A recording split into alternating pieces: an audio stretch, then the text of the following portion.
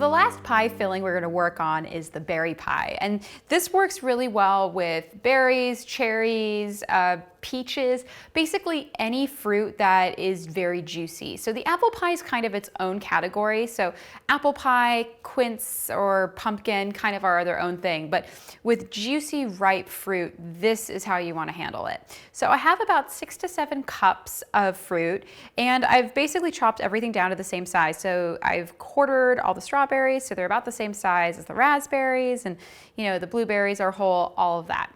I then have about a cup and a tablespoon of white sugar. I have a little bit of vanilla extract. I then have a 1/4 cup of cornstarch. You could also use tapioca flour, but you basically need something that binds all of it together. And what I like about the cornstarch is, unlike flour, where if you use quite a bit of flour, flour can sometimes have a flour flavor, but with this, it really does kind of disappear. You just taste the fruit, which is fantastic. I then have 2 tablespoons of heavy whipping cream, 2 tablespoons of butter that I've cubed up. I'm gonna do a big pinch of salt, and then my sort of secret ingredient is rose water. I absolutely love the flavor of rose water with fresh fruit. I think it's just absolutely wonderful and kind of enigmatic. When people bite into this pie, they never really know, like, what is that? It's so good, but they can't quite put their finger on it. If you put too much of it, it will taste like a bouquet of roses, so you wanna be really careful and a little conservative with how much rose water you're using.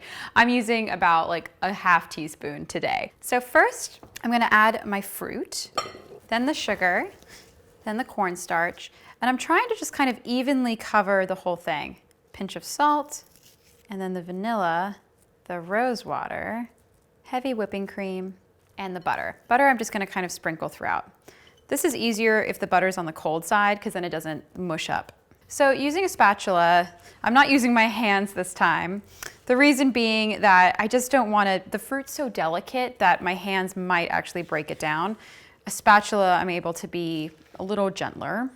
And I just want to coat it until it's nicely dusted.